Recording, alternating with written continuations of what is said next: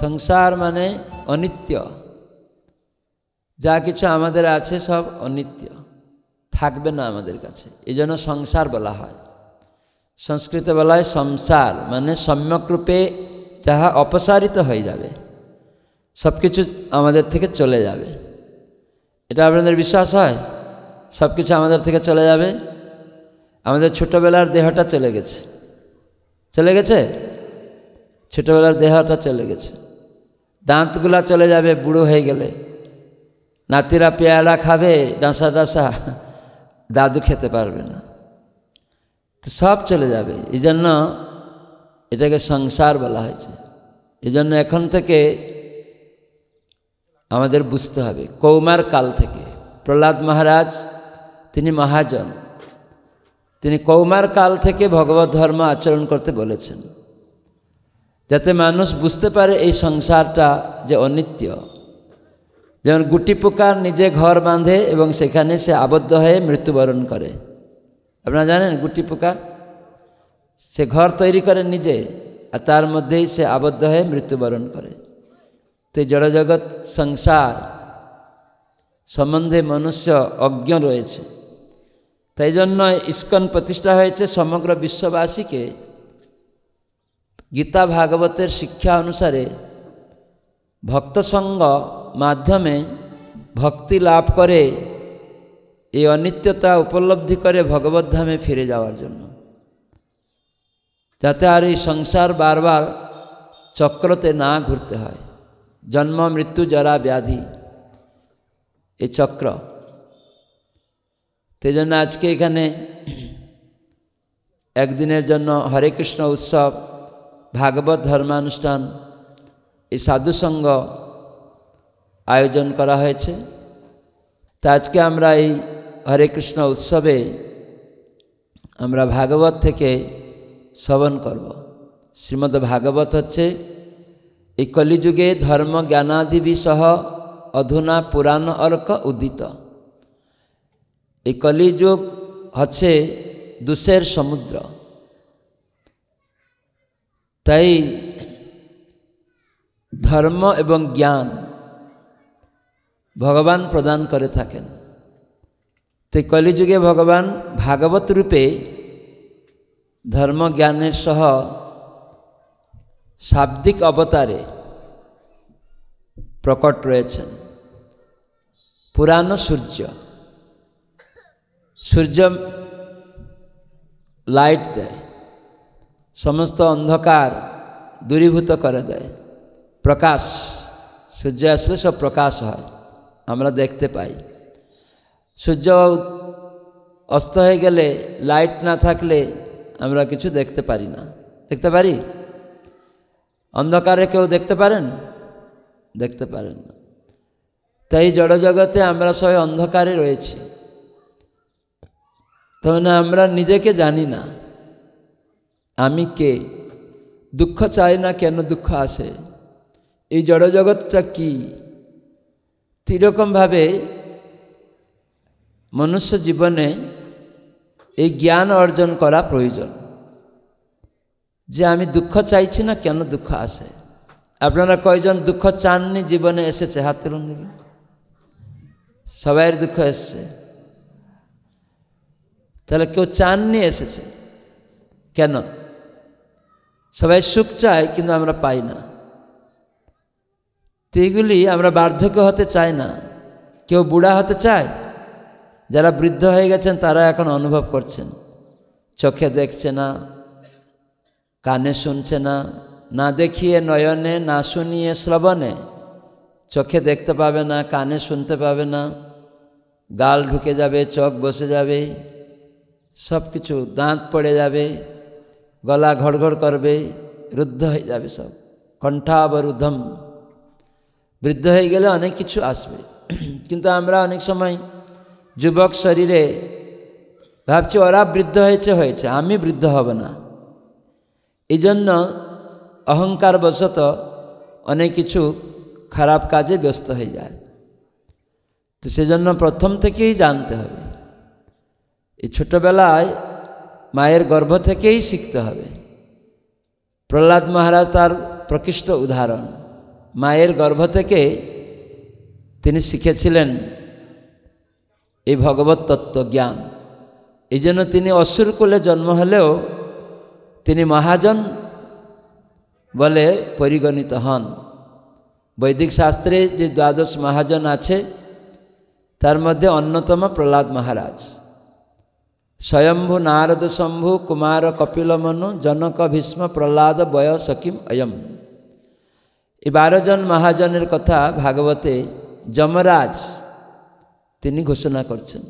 যমরাজ হচ্ছেন ধর্মরাজ। মনুষ্য জীবনে সঠিক পথ অবলম্বন করা প্রয়োজন। এই জন্য মহাজনদের পদাঙ্ক অনুসরণ করতে হয়। তো সে মহাজন ব্রহ্মাজি, শিবজি, আপনারা সবাই শিবের নাম শুনেছেন, শিব ঠাকুর, উনিও মহাজন, উনি আচার্য, বৈষ্ণব, বৈষ্ণবানাং যথা শম্ভু। যেমন বৈষ্ণবদের মধ্যে শ্রেষ্ঠ শিবজি, নদীর মধ্যে গঙ্গা হচ্ছে শ্রেষ্ঠ। এরকম পুরাণানাং ভাগবত, সমস্ত পুরাণের মধ্যে মহাপুরাণ হচ্ছে শ্রীমদ্ ভাগবত শ্রেষ্ঠ। সেজন্য বৈদিক শাস্ত্র মন্থন করে আমরা বুঝবো না, সার দেওয়া হয়েছে ভাগবতে। কেন আমাদের সময় নেই, কত শাস্ত্র রয়েছে, সেসব পড়ার আমরা অলস। কলিযুগে মানুষ অলস প্রকৃতির, ঘুমাতে চায়, ভালোবাসে, ঘুমিয়ে থাকতে বেশি চায়। তো এবং কলহ প্রিয়, সর্বদা মন্দ ভাগ্য। তো এরকমই অল্প আয়ু মানুষ কলিযুগে 100 বছর আয়ু, তার বেশি 100 বছর থাকেও না। 60, 70, 80-র মধ্যেই দেহত্যাগ হয়ে যাচ্ছে। এখন দেখুন অনেক 30-40 বছরে মানুষকে বুড়ো মতো লাগছে, তাই না? কেন? তেমনি কলিযুগটা এরকমই হয়ে গেছে, 30-40 বছরেই বুড়ার মতো। তার কারণ প্রকৃতির নিয়মকে মানুষ উল্লঙ্ঘন করছে। পশু পাখি তাদের ঠিক সময় অনুসারে তাদের যা করণীয় তারা করে, কিন্তু মানুষ সেটা মানে না। মানুষ প্রকৃতির নিয়মকে উল্লঙ্ঘন করে, অথচ নিজেকে শ্রেষ্ঠ ভাবে পশু পাখি থেকে। কিন্তু পশু পাখিরা নিয়ম ভঙ্গ করে না। সেই জন্য আমাদের মনুষ্য জীবন সার্থক করা প্রয়োজন। এই জন্য মহাজনের পদাঙ্ক অনুসরণ করতে শাস্ত্র বলা হয়েছে। মহাজন যেন গতস্য পন্থা। কি পথ অবলম্বন করব না? মহাজনদের পথ। নিজের মত পথ তৈরি করলে হবে না। তো এই মহাজনদের দ্বারা পরম্পরাকে গ্রহণ করে যদি কিছু কেউ বলে, তাকে মানা যাবে। অনেক লোক কলিযুগে আসবে, সাধুর বেশ ধারণ করবে, সন্ন্যাসী হবে, কিন্তু মহাজনদের পদাঙ্ক অনুসরণ করবে না।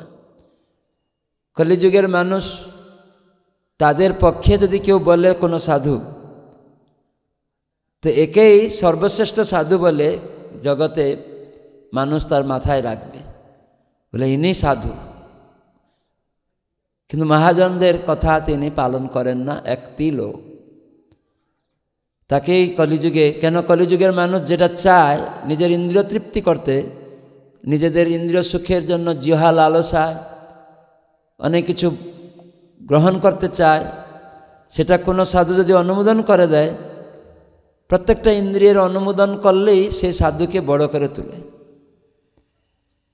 তো সেটা বুদ্ধিমান মানুষ বিচার করবে। শিবজি উনি মহাজন, ব্রহ্মা মহাজন, শিবজি মহাজন। শিবজি পার্বতীকে বলেছেন, গুরবু বহব সন্তি শিষ্য বিত্ত অপহারকা, সদ্গুরুর দুর্লভং দেবী শিষ্য সন্তাপহারকা।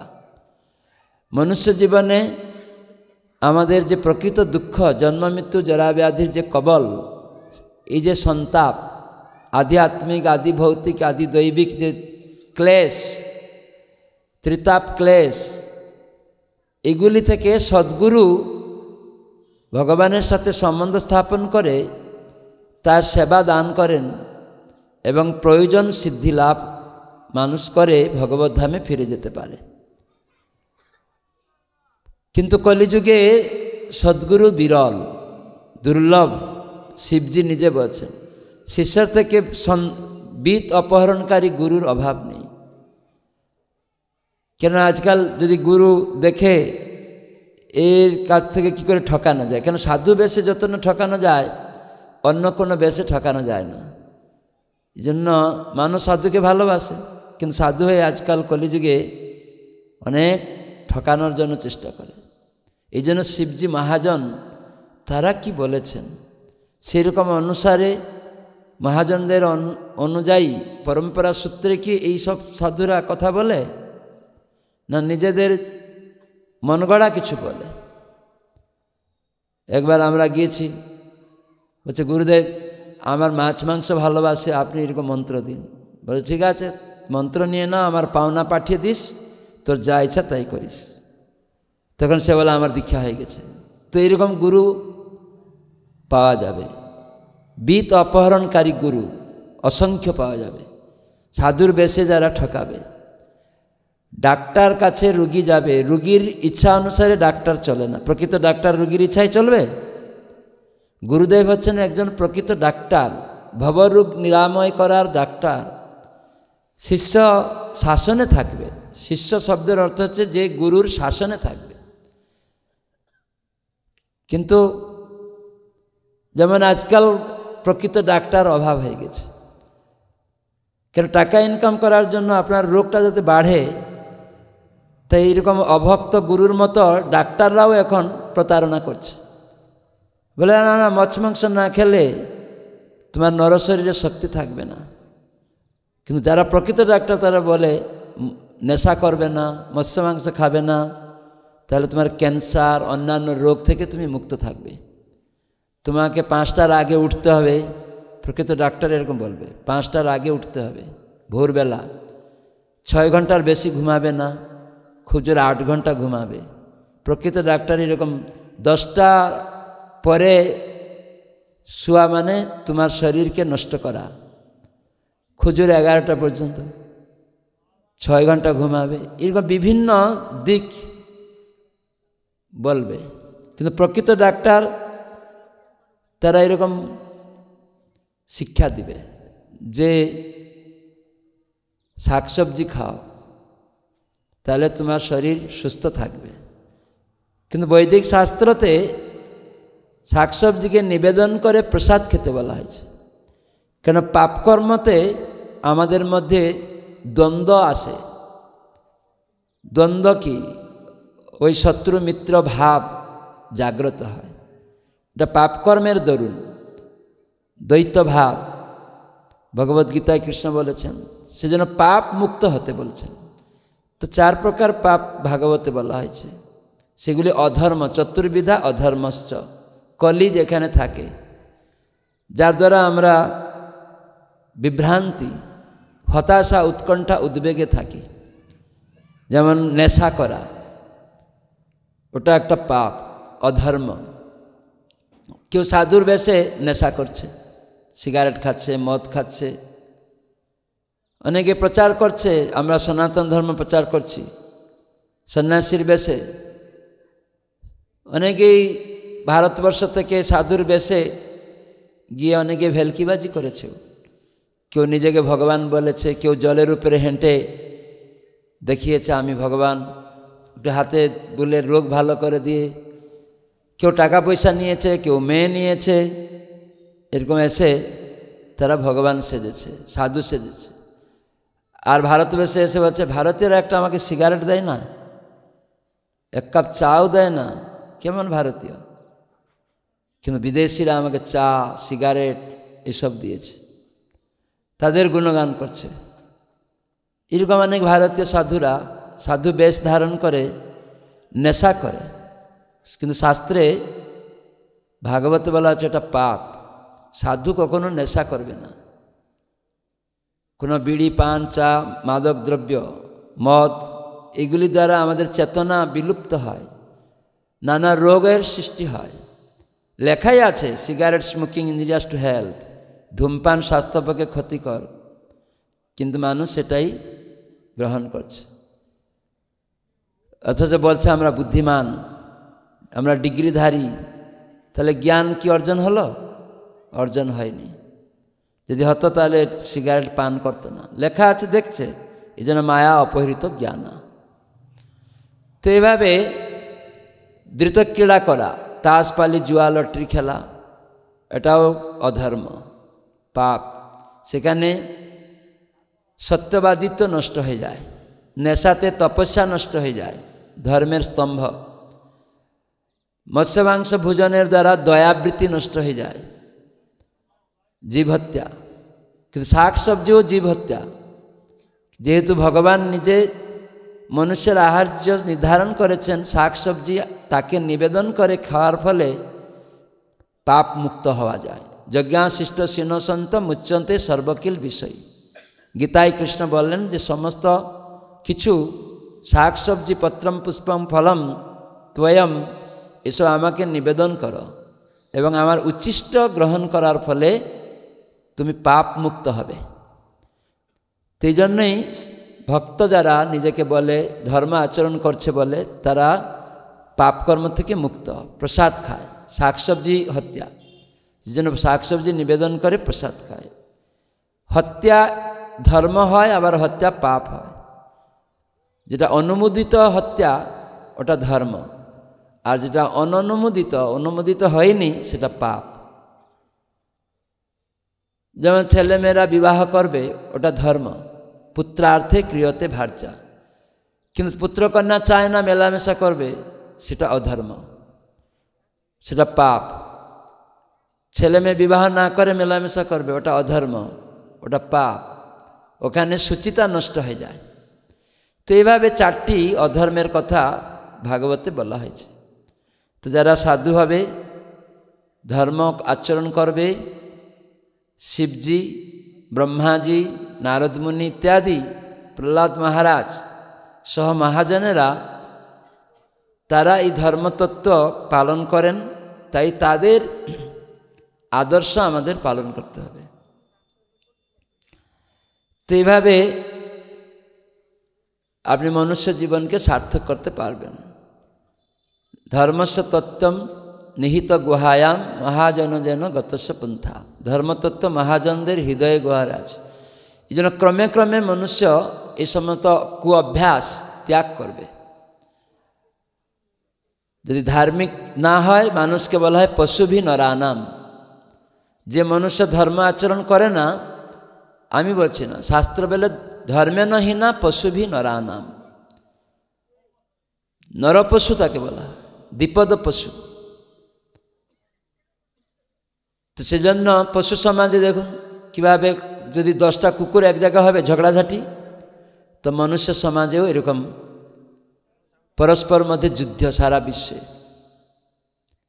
কেন না? কেউ বলছে আমরা হিন্দু ধর্ম করছি, কেউ বলছে আমরা মুসলিম ধর্ম করছি, কেউ বলছে আমরা খ্রিস্টান ধর্ম করছি, যেগুলি ধর্ম নয়, নামে আচরণ করছে। তা এই দেহের পরিচয় দিয়ে যুদ্ধ চালাচ্ছে ধর্মের নামে। এই জন্য মানুষ নাক ছিটকায় ধর্ম নাম শুনে। হিন্দু ধর্ম, মুসলিম ধর্ম, খ্রিস্টান ধর্ম বলছে, তো পরস্পর মধ্যে যুদ্ধ। তোমার দেহের ধর্ম মানেই যুদ্ধের ধর্ম।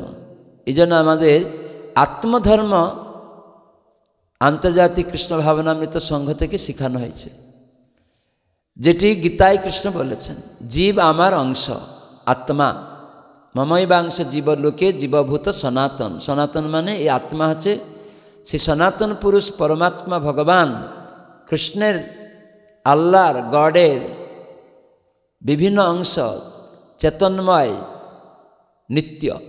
গড, আল্লাহ, ভগবান নিত্য, তা আদি অন্ত নেই, সবসময় আছে। তার অংশ আত্মা আমি, জীব আত্মা। ভগবান গীতায় বলেন মমৈবাংশ জীবলোকে জীবভূত সনাতন। তো সনাতন মানে আদি অন্ত নেই, সে সবসময় আছে, অজ। তার জন্ম হয় না, আত্মার জন্ম হয় না, দেহের জন্ম হয়। এই দেহের জন্ম হচ্ছে, এই জন্য দেহটা কৌমারং যৌবনং জরা। কি করে হচ্ছে? ছোট্ট বাচ্চা জন্ম হলো, তারপরে আস্তে আস্তে কৌমারং যৌবনং এরকম বার্ধক্য হয়ে যাচ্ছে দেহটা। কিন্তু আপনারা দেখবেন যখন দেহের মধ্যে আত্মা চলে যাবে, জন্ম হলো, বাচ্চা কান্না করলো, আত্মা চলে গেল, তখন আর বাড়বে না। বাড়বে? বাড়বে না। তাহলে এই আত্মা নিত্য, ও থাকলে দেহটা বাড়বে, ও চলে গেলে দেহর আর কোনো মূল্য নেই, দেহ বাড়ে না। এই জন্য সেই আত্মা আমি, আমরা কি বলি? আমি দেহ বলি। কারা আমি দেহ বলেন? হাত তুলুন। আমি দেহ বলেন কেউ? কি বলেন? সবাই কি বলেন? আমার দেহ বলেন। তাহলে আমি দেহ নই। এইগুলি সব গীতায় দেওয়া আছে। এই জন্য ইস্কন যা প্রচার করে, ইস্কনের উদ্দেশ্য হচ্ছে ভগবদ্গীতা এবং শ্রীমদ্ ভাগবতের অনুসরণে কৃষ্ণ ভাবনামৃত প্রচার। এই জন্য গীতা ভাগবত যা আছে সেটাকেই অনুসরণ করে ইস্কন ভক্তরা, আর সেইভাবে জগৎবাসীকে শিখায়। কেন? এই মনুষ্য দেহটা যন্ত্রের মতো, এর অপারেটিং করতে গেলে ম্যানুয়াল বুক হচ্ছে গীতা ভাগবত। কোনো যন্ত্রের অপারেটিং করতে কোম্পানি তার ম্যানুয়াল বুক দেয়? যারা বুদ্ধিমান ম্যানুয়াল বুক অনুসরণে যন্ত্র পরিচালনা করবে, মন গড়া করবে না, জল্পনা কল্পনা করে যন্ত্রটাকে অপারেটিং করবে না। এই মাইকটা যদি উনি যেটা শিখেছে তার গুরু থেকে বা ম্যানুয়াল বইতে দেওয়া আছে, উনি যদি মন গড়া টিপবেন, এই সাউন্ড আপনারা কেউ শুনতে পাবেন না, ভালো লাগবে না কারো। সেজন্য কীভাবে শার্প করা যাবে ম্যানুয়াল বুকে, এটা টিপো, এদিকে গেনটা এরকম করো, ট্রিবিলটা এরকম করো, তো মানে কন্ট্রোল করছে কোম্পানি তৈরি করার সময় সব। তাই ভগবান হচ্ছেন এই জগতে কোম্পানির মালিক, সমস্ত কিছুর তিনি আসল মালিক। এই জন্য তাকে গড, আল্লাহ, ভগবান নামে অভিহিত করা হয়। GOD, জেনারেটর, অপারেটর, ডেস্ট্রয়ার, সৃষ্টিকর্তা, পালনকর্তা, ধ্বংসকর্তা। এই জন্য গড বলে খ্রিস্টানরা, এই জন্য মুসলিমরা আল্লাহ বলে, একই অর্থ। হিন্দুরা ভগবান বলে, একই অর্থ। তার নাম কৃষ্ণ। যিনি সৃষ্টিকর্তা, পালনকর্তা, ধ্বংসকর্তা, তার নাম হচ্ছে কৃষ্ণ। এই জন্য এই কলিযুগে ভগবানের নামের দ্বারা মানুষ উদ্ধার পাবে, আল্লাহর নামের দ্বারা, গডের নামের দ্বারা। তো সেই নাম হচ্ছে হরে কৃষ্ণ কৃষ্ণ কৃষ্ণ হরে হরে, হরে রাম রাম রাম হরে হরে। এই মন্ত্র কীর্তন করার ফলে এই আমাদের পিতার নাম অনুসারে আপনার পরিচয় হয়, হ্যাঁ কি না? পিতার নাম অনুসারে আপনার পরিচয় হয়। আপনি ভুলে যেতে পারেন, সেজন্য জিজ্ঞাসা করে তোমার বাবার নামটা কি বলো আগে, তখন আপনি পরিচিত হবেন। পুরীতে আমরা দেখছিলাম একবার, জগন্নাথ পুরীতে, তোমাদের পিতার নাম বলো, তখন বলো তোমার পিতা এই নাম, তার পিতার নাম এই নাম, সব খুলে বের করে দিবে। জগন্নাথ পুরীতে আছে যারা ওখানে কিছু পিণ্ডদান করে, একদম 14 গোষ্ঠীর সব নাম ওখানে ওদের লিস্টে আছে। ঠিক সেরকম আমরা ভগবানকে ভুলে যাওয়ার ফলে আমরা হতাশা, উৎকণ্ঠা, উদ্বেগে আছি। নিজের পিতাকে ভুলে গেলে হতাশা, উৎকণ্ঠা, উদ্বেগ। তো এই জন্য প্রভুপাদ তিনি ইস্কন প্রতিষ্ঠা করে 7টি উদ্দেশ্য দিয়েছেন। প্রথম উদ্দেশ্য হচ্ছে সুসংবদ্ধভাবে মানব সমাজে ভগবত তত্ত্বজ্ঞান প্রচার করা। এই যে ভগবত তত্ত্ব, এই যে গীতা ভাগবতের যে শিক্ষা, যেটা প্রকৃত সত্য তত্ত্ব, মানে যেটা নিরাট সত্য জিনিস, অভ্রান্ত জিনিস। ভগবান নিত্য সত্য, তাই তার কথা নিত্য সত্য। আত্মা নিত্য, তো সেজন্য সে আত্মার ধর্মও নিত্য। যেমন জলের ধর্ম নিত্য, তরল থাকবে, নিম্নগামী হবে। লবণের ধর্ম, সে সর্বদা লুনতা লাগবে। লঙ্কা সর্বদা ঝাল লাগবে, তার সেটা নিত্য ধর্ম। ঠিক সেই রকম আত্মা আমি, জীবের ধর্ম নিত্য, সেটি হচ্ছে সনাতন ধর্ম। সেটি কি না, আমি ভগবানের নিত্য সেবক রূপে তার সেবা করব, এটাকে বলা হয় নিত্য ধর্ম। যখন আমি ভগবানের সেবা বন্ধ করে দিব, তাহলে আপনি ধর্ম আচরণ করছেন না, আপনি দেহের ধর্ম আচরণ করছেন। কি সেটা?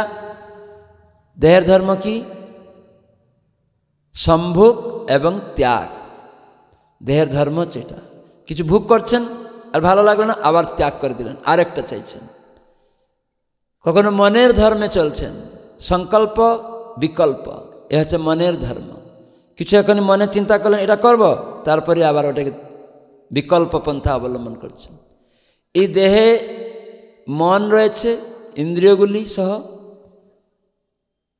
তাই এই দেহতে তার ভোগ্য বস্তু আমরা প্রাপ্ত হচ্ছি, ভোগ করছি, আবার ত্যাগ করছি।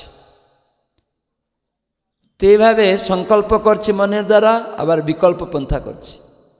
কিন্তু আমরা সর্বদা কারো না কারো সেবা করার প্রবণতা রয়েছে। কেননা এখানে আত্মা আছে বলে আত্মার নিত্য ধর্ম সেবা করা। এই জন্য মানুষ কাউকে সেবা না করে থাকতে পারে না। কিছু না থাকলে কুকুর বিড়ালের পুষে, তার সেবা করে, পাখি পুষে, কেন কেউ নেই। বিদেশে তো কুকুর বিড়ালের নামে কোটি কোটি ডলার সব উইল করা আছে, এরকম সব। কেউ নেই বলে বাড়িতে ব্যাংকের সব টাকা কুকুরের নামে করে দিচ্ছে। তো আমাদের এই জন্য এই মনুষ্য দেহে আমাদের সম্পূর্ণভাবে ভগবত আরাধনা করার সুযোগ রয়েছে। দেবতারাও এই দুর্লভ জন্ম পেতে চায়।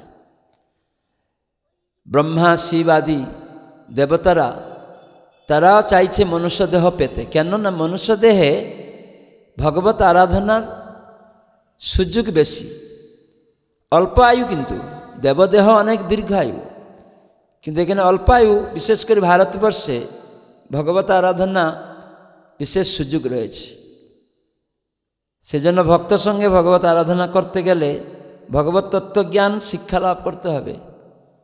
সেটাই ইস্কনের উদ্দেশ্য, মানব সমাজকে সুসংবদ্ধভাবে সংগঠিত করা এবং তত্ত্বজ্ঞান, ভগবত তত্ত্বজ্ঞান প্রচার করা, সমস্ত মানুষকে পারমার্থিক জীবনযাপনে অনুপ্রাণিত করতে শিক্ষা দেওয়া। কি করে পারমার্থিক জীবন করবে, শ্রেষ্ঠ পরম অর্থ আছে, শ্রেষ্ঠ অর্থ হচ্ছে ভগবত সেবাতে নিযুক্ত হওয়া। তো সেগুলি মানুষকে জানতে হবে, সেই সব শিক্ষা দেওয়া হচ্ছে। সেজন্য আমরা বলি, প্রভুপাদ শিখিয়েছেন যে ভোরে উঠো, সূর্যোদয়ের আগে উঠে স্নান করো, সকালবেলার কর্ম হচ্ছে মঙ্গল আরতি করা, তাহলে তোমার মঙ্গল হবে। এই পারমার্থিক জ্ঞান যা খাবে ভগবানকে নিবেদন করে গ্রহণ করো প্রসাদ রূপে, তাহলে তোমার শারীরিক সুস্থতা আসবে। প্রসাদ রূপে তুমি জীব হত্যা থেকে মুক্ত হবে, পাপ থেকে, তাহলে দ্বন্দ্ব থেকে মুক্ত হবে, তাহলে তুমি এই মনুষ্য জীবনকে সার্থক করতে পারবে আর আমাকে বুঝতে পারবে। পাপকর্ম করলে ভগবানকে কেউ বুঝতে পারবে না। এই জন্য অনেকে সাধু বেশেই ভগবানকে না বুঝে তারা অন্য দিকে ছুটে, ওই যেই কালী সেই ভগবান, দুর্গা কালী সব এক, গরিব লোক ভগবান এক, সবাই ভগবান। তেমন বুঝতে পারে না, মায়া অপহৃত জ্ঞান। তাদের মায়া তাদের জ্ঞানকে চুরি করে নেয়, এই জন্য বুঝতে পারে না। সব দেবদেবীরা এক একজন দেবদেবীর কাজ আলাদা, তারা মন্ত্রিমণ্ডল ভগবানের। ইন্দ্র কেবল বৃষ্টি দেন, বৃষ্টির দেবতা, স্বর্গরাজের রাজা, তিনি বৃষ্টি দেবতা। বরুণ দেব জলের দেবতা, অগ্নিদেব আগুনের দেবতা, মন্ত্রী। পবনদেব, এসব ডিপার্টমেন্ট আলাদা আলাদা রয়েছে। তো ভগবান সব কিছু অনুমোদন করেন, তখন দেবতারা দেয়। তো দেবতা এবং ভগবানের মধ্যে এটি পার্থক্য। যার থেকে সব কিছু এসছে তিনি হচ্ছেন গড, আল্লাহ, ভগবান। দেবতারা তো ভগবানের প্রতিনিধিত্ব করছেন। সমাজে কি করে ভগবানের যেই সব আমরা জীব আত্মা কি করে সুন্দরভাবে আহার করব, অক্সিজেন পাব, হাওয়া পাব, আগুন দিয়ে রান্না করব, জল পাব, এইসব জন্য বৃষ্টি না হলে চাষ হবে না। এই জন্য সমস্ত মন্ত্রিমণ্ডল যেমন সরকার কাছে আছে, সেচমন্ত্রী, অর্থমন্ত্রী, ক্রীড়ামন্ত্রী, শিক্ষামন্ত্রী, সমস্ত দেবতারা এরকম মন্ত্রিমণ্ডল। কিন্তু অনেক লোক ভগবানকে না বুঝে বলো ওই যে কোনো দেবতা পূজা করো, সব এক জায়গায় চলে যাবে। যদি আপনি ইন্দ্রের কাছে যাবেন, ইন্দ্রের কাছে বৃষ্টি পাবেন, ইন্দ্র আপনাকে অগ্নি দিতে পারবে না, অগ্নিদেব আপনাকে বৃষ্টি দিতে পারবে না, সরস্বতী মাতা আপনাকে ধন সম্পত্তি দিতে পারবে না। সেজন্য তাদের এক একটি দেবে, কিন্তু ভগবানের অধীনে যেহেতু সবাই, তাই ভগবান যেহেতু সবাইকে সব কিছু এক এক দায়িত্ব দেন, তার কাছে চাইলে সব কিছু আপনি পাবেন। এই জন্য আত্মসমর্পণ ভগবানের চরণে করতে বলা হয়েছে, তাহলে দেবতারা সব পূরণ করেন। তো সেজন্য অনেক লোক নাস্তিক হয়ে যায়। তো সেজন্য ভগবত তত্ত্বজ্ঞান শিখাতে হবে। এটাই প্রভুপাদ ইস্কনের উদ্দেশ্য বলছেন, যে যারা জীবনের যথার্থ উদ্দেশ্য সম্বন্ধে বিভ্রান্তি, জীবনের যথার্থ উদ্দেশ্যটা কি মানুষ এখন জানে না, ভাবছে আমি প্রধানমন্ত্রী হব, এটা আমার জীবনের উদ্দেশ্য। কয়দিনের জন্য? 5 বছর, ফেল, শেষ। ইঞ্জিনিয়ার হব, ডক্টর হব, এইসব ধনী হব, কোটিপতি, এগুলো তো 2 দিন পরে শেষ হয়ে যাবে। যারা বুদ্ধিমান তারা জানে আমার তো এই দেহটা অনিত্য, তাহলে আমার এই দেহের সমাপ্তির সঙ্গে সঙ্গে এই সবটাও সমাপ্ত হয়ে যাবে, আমার পজিশনও চলে যাবে, টাকা পয়সাও চলে যাবে, বাড়িঘরও চলে যাবে, সুন্দর স্ত্রীও চলে যাবে। এই জন্য বুদ্ধিমান মনুষ্য জীবনে শিক্ষা লাভ করে, তারা যেহেতু অজ্ঞ অন্ধকারে আছে, এই জন্যই গীতা ভাগবতের শিক্ষা গ্রহণ করা দরকার। এই জন্যে প্রভুপাদ বলছেন যে যথার্থ উদ্দেশ্য সম্বন্ধে বিভ্রান্তি প্রতিহত হবে, জগতে যথার্থ সাম্যতা আসবে, ঐক্য মনোভাব আসবে, পরস্পর মধ্যে যুদ্ধ হবে না। আজকে সমস্ত রাজনৈতিক দল পরস্পর মধ্যে যুদ্ধ, কাটাকাটি, মারামারি। আজকে সমস্ত ধর্ম, হিন্দু ধর্ম, মুসলিম ধর্ম, খ্রিস্টান ধর্ম বলছে ধর্ম তো আইন শান্তি প্রতিষ্ঠা করবে, কিন্তু পরস্পর মধ্যে দ্বন্দ্ব। কেন? দেহের পরিচয়। ধর্ম দেহের পরিচয় হয় না, এটা প্রতারণা হচ্ছে সমাজে, এই জন্য যুদ্ধ লাগছে। যারা এরকম পরিচয় দিচ্ছে রাজনৈতিক পরিচয়, যুদ্ধ। যারা এরকম হিন্দু মুসলিম খ্রিস্টান পরিচয় দিচ্ছে, যুদ্ধ। সারা দুনিয়ায় দেখুন, তাহলে ওইগুলি ধর্ম কী করে হলো? তাহলে সমাজ সেবা কী করে হবে? রাজনৈতিক দল তারা যে বলছে আমরা শান্তি প্রতিষ্ঠা, একজনে আমার দলে এলো না, তোদের ওই রাস্তা হবে না, আমাদের দলে ভোট দাওনি, ওই রাস্তা বন্ধ। তাহলে এটা কি রাজনীতি হলো? রাজা মানে সমস্ত প্রজারা আমার সন্তানের মতো, সব রাস্তাঘাট সরকার তৈরি করবে। কিন্তু কলিযুগে এরকম বিভ্রান্তি জগতে চলছে। তো সেজন্য এই জন্য আত্মজ্ঞান শেখানো হয়, এই ভগবত তত্ত্বের মাধ্যমে আত্মজ্ঞান শেখানো হয়। শারীরিক অভিমানে যুদ্ধ হবে, দ্বন্দ্ব হবে। তো সেই জন্য আমাদের শারীরিক অভিমান থেকে মুক্ত হতে গেলে এই ভগবত তত্ত্বজ্ঞান গীতা ভাগবত থেকে শিখতে হবে। তাই গীতা ভাগবতের দ্বারা অনুসরণে কৃষ্ণ ভক্তি প্রচার করতে হবে। তো গীতা শিখায় এই জগতে সব কিছু ভগবানের, গডের, আল্লাহর, আপনার আমার নয়। যখন আপনি জানবেন সব ভগবানের, তাহলে আপনার এখানে যুদ্ধের কি আছে? এই জ্ঞান মনুষ্য সমাজে অভাব। তো সেজন্যই আমাদের এগুলি বিচার করতে হবে। হরে কৃষ্ণ, কথা না বললে ভালো হয়। তো যারা বুদ্ধিমান হবেন তাদের অবশ্যই এটা বিচার করবেন, এই কথাগুলি কিভাবে আমাদের বিজ্ঞান, বাস্তব, প্র্যাকটিক্যাল এগুলি। হ্যাঁ, সেজন্য যারা বুদ্ধিমান, মাথায় কিছু ঘিলু থাকবে, তারা বিচার করবে। যাদের মাথায় গোবর, ওরা এটাকে পছন্দ করবে না। কেন? ওরা ইন্দ্রিয় সুখ করে এই জগতে বারবার জন্ম মৃত্যু চক্রে ঘুরতে চায়। দুঃখ হচ্ছে, কষ্ট হচ্ছে, চাইছে না, তবুও বুঝতে পারবে না।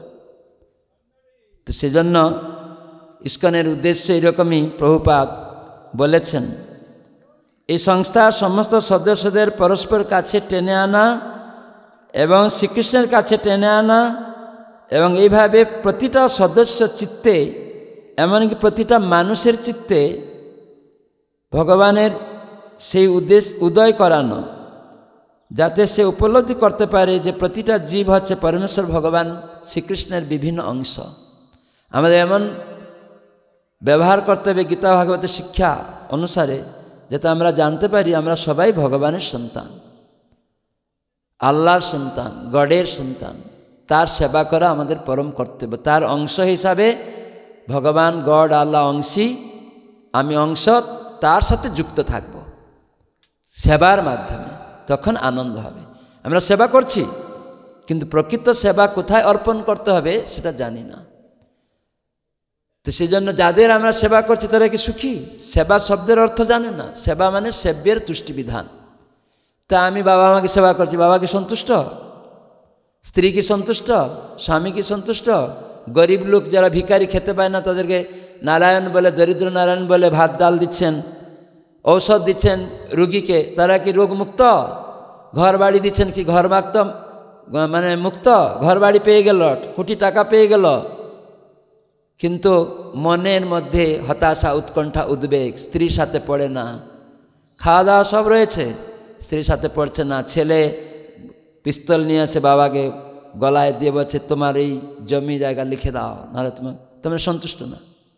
এই জগতে কেউ আমরা সন্তুষ্ট নয়। দৈহিকভাবে মনের দ্বারা চললে, ইন্দ্রিয়ের দ্বারা চললে। এই জন্য আত্মজ্ঞান লাভ করলে জগতে সব ভগবানের। এই জন্য আত্মজ্ঞান প্রচার করা হচ্ছে ইস্কন থেকে। তার মানে ভগবানকে গ্রহণ করুন, ভগবানের শিক্ষা। হরে কৃষ্ণ মন্ত্র, হরে কৃষ্ণ কৃষ্ণ কৃষ্ণ হরে হরে, হরে রাম রাম রাম হরে হরে। এটা যখন জপ কীর্তন হবে, এই ভগবানের নামের মাধ্যমে আমরা আত্মজ্ঞান লাভ করি। আমি সেবক, তুমি প্রভু আরাধ্য। তখন কর্তব্যকর্ম, চাষ বা চাকরি, ব্যবসা কিছু ত্যাগ করতে হবে না। সেগুলি ভগবানের সেবার উদ্দেশ্যে সম্পাদন করতে হবে। তখনই আপনি সুখী হবেন। কিন্তু আমরা নিজের ইন্দ্রিয় সুখের জন্য সব কিছু করছি। এটা আমার, এটা আমার, কিন্তু আপনি রাখতে পারেন না। আপনার দেহটাই, ছোটবেলার দেহটাকে রাখতে পারেননি আমার বলে, রাখতে পেরেছেন? তাহলে এখন ভাওতাবাজি, তাহলে আমার করেছেন কেন? আমার স্ত্রী, তা আপনি রাখতে পারেন? ক্যান্সার হয়ে গেল, পটল তুলল। একটা ছেলে ধনী ঘরের ছেলে, কোটিপতি, আর একটা কোটিপতি ঘরের মেয়ে, খুব সুন্দরী মেয়েকে বিয়ে করেছে। আমাদেরকে ডেকেছিল ওদের বাৎসরিক অনুষ্ঠানে একবার। সেখানে তারা বলল যে আমার একমাত্র পুত্রকে আর এক পরিবারের একমাত্র কন্যা, সুন্দরী কন্যা বিয়ে দিলাম। তা আমার ছেলে খুব ভালোবাসছিল, আমরাও বৌমাকে দেখতে সুন্দর, তার ব্যবহার খুব ভালো, এই হিসাবে আমরা বিবাহ দিলাম। বিবাহ বাসের রাত্রে একটা বড় মশা এসে বৌমার মাথায় কামড় দিল। তখন সঙ্গে সঙ্গে সে অচেতন হয়ে গেল। সঙ্গে সঙ্গে আমরা বিভিন্ন ডাক্তার, কলকাতা থেকে প্লেনে করে বিভিন্ন জায়গায় নিয়ে, তারপরে কত 25 লক্ষ টাকা খরচ হলো, কিন্তু আর বাঁচাতে পারলাম না। তাহলে আমরা ভাবছিলাম আমি রক্ষাকর্তা। আমরা রক্ষাকর্তা নয় কেউ। এই জ্ঞান মনুষ্য জীবনে বিচার করতে হবে। পশুরা পারে না এগুলি, তারা বিচার করতে পারে না। এই জন্য মনুষ্য শ্রেষ্ঠ, এই ধর্মতত্ত্ব। এই জন্য এখানে প্রভুপাদ বলছেন ইস্কনের উদ্দেশ্য এইগুলি। মানুষ বুঝতে পারে না, ইস্কন এইগুলি শিখাচ্ছে, গীতা ভাগবতের কথাগুলি। তো সেজন্য বলেছেন চৈতন্য মহাপ্রভু প্রবর্তিত যে ভগবানের দিব্য নাম কীর্তন করার যে সংকীর্তন আন্দোলন, এই হরে কৃষ্ণ কৃষ্ণ কৃষ্ণ হরে হরে, হরে রাম রাম রাম হরে হরে, এই কথা জগতে প্রচার করা, এটা সবাইকে অনুপ্রাণিত করা এই হরিনাম করার জন্য। এটি ভগবানের নাম, ভগবান থেকে অভিন্ন, যেটি স্বয়ং কৃষ্ণ গৌরাঙ্গ রূপে এসেছিলেন। তিনি এই শিক্ষা দিয়েছিলেন, হরিনাম দিয়া হৃদয় শুধিল। কেবল হরে কৃষ্ণ মন্ত্র কীর্তনে হৃদয়ের আয়না পরিষ্কার হয়। আমরা নিজের মুখ দেখি আয়নার মাধ্যমে, ময়লা থাকলে দেখতে পারি না, ময়লা পরিষ্কারের লাইট না থাকলে নিজের মুখ দেখতে পারি না। তাহলে আমি নিজেকে কি করে জানব? আমার নিজের মুখ দেখতে পারি না, তাহলে আমি নিজেকে কি করে বুঝব? এই দেহের মধ্যে আত্মা আছে, ইন্দ্রিয়গুলি আছে। তো সে আত্মতত্ত্ব জ্ঞান আমাদের বুদ্ধির দ্বারা গীতা ভাগবতের শিক্ষা অনুসারে, মহাজনদের পদাঙ্ক অনুসরণ করে বুদ্ধি দিয়ে বিচার করতে হবে। তাহলে সে মানুষ শ্রেষ্ঠ। এবং বিচার করলে হবে না, অনেকে বিচার করছে জ্ঞানের দ্বারা, সেটাকে আচরণ করতে হবে এবং জগতে আবার সেটা প্রচার করতে হবে। তাহলে আপনি শ্রেষ্ঠ মানুষ। এটাই ইস্কন ভক্তরা আচরণ করে প্রচার করছে। প্রভুপাদ নিজে তার 70 বছর বয়সেই এই শিক্ষাগুলি দিয়ে ইস্কন প্রতিষ্ঠা করে সারা বিশ্বলোকে এই মহাপ্রভুর শিক্ষা দিয়েছেন। আর সদস্য সংস্থার সদস্যদের জন্য বা সমস্ত সমাজের মানুষের জন্য একটা পবিত্র স্থান নির্মাণ করতে বলছেন প্রভুপাদ, যেখানে ভগবানের সেবা হবে। হ্যাঁ, শ্রীকৃষ্ণ তার লীলাবিলাস করবেন, যেখানে বিগ্রহরূপে ভগবান অবস্থান করবেন এবং সেখানে পরমেশ্বর ভগবানের যে উদ্দেশ্য নিবেদিত হবে সেটা। সেজন্য ইস্কন মায়াপুরে বড় মন্দির করছে, ধাম। বৃন্দাবনে রয়েছে কৃষ্ণ বলরাম মন্দির, মায়াপুরে এখন বড় মন্দির হচ্ছে। চৈতন্য মহাপ্রভুর প্রিয় পার্ষদ নিত্যানন্দ প্রভু বলেছিলেন 500 বছর পূর্বে যে অদ্ভুত মন্দিরে এক হইবে প্রকাশ, গৌরাঙ্গের নিত্য সেবা হইবে বিকাশ। সারা বিশ্বের মানুষ এই অদ্ভুত মন্দিরে আসবে। নিত্যানন্দ প্রভু 500 বছর পূর্বে বলেছেন। তো ইস্কনের প্রতিষ্ঠাতা ছিল প্রভুপাদ তার শিষ্যদের বললেন যে আমরা এই অদ্ভুত মন্দির নিত্যানন্দ প্রভুর কৃপা পাওয়ার জন্য আমরা এই সেবাটি গ্রহণ করব। সেজন্য প্রভুপাদ তার সব শিষ্যদের বললেন এই অদ্ভুত মন্দির তোমরা তৈরি করতে শুরু করো।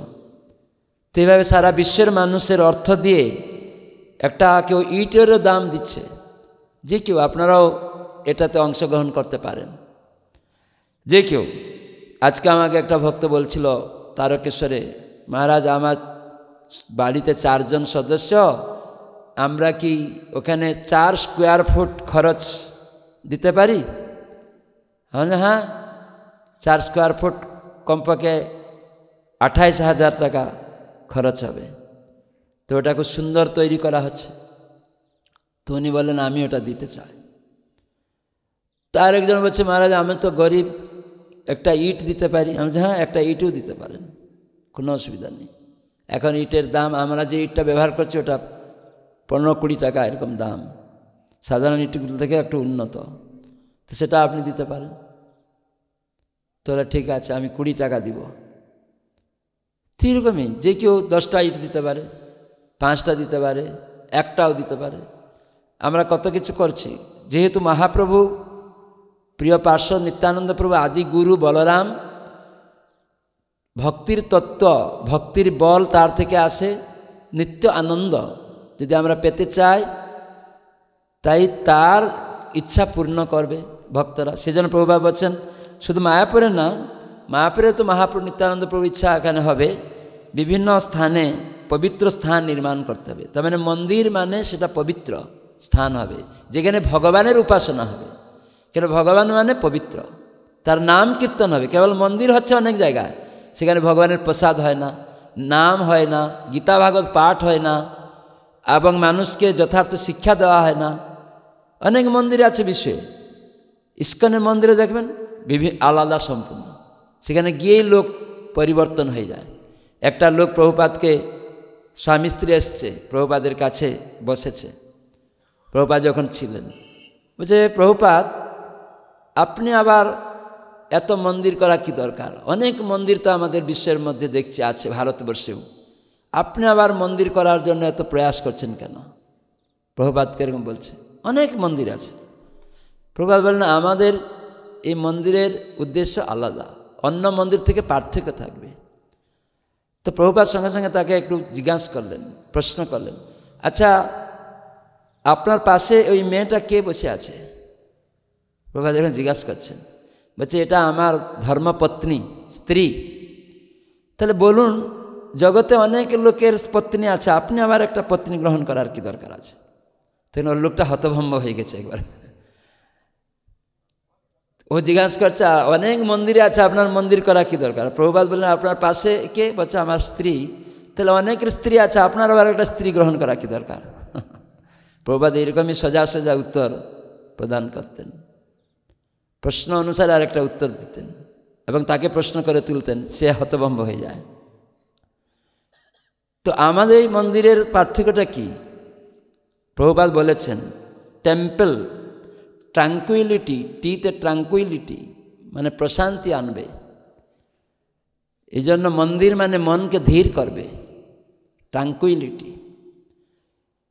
ইতে এডুকেশন, গীতা ভাগবতের শিক্ষা এই মন্দির থেকে হবে। অনেক মন্দিরে আছে গীতা ভাগবতের শিক্ষা দেয় না, যেখানে এই মনুষ্য দেহ কী করে পরিচালনা করতে হবে, তার ফলস্বরূপ কি হবে? গীতা ভাগবতের শিক্ষা পালন করলে TEM, M তে মেডিকেশন, রোগ মুক্তি।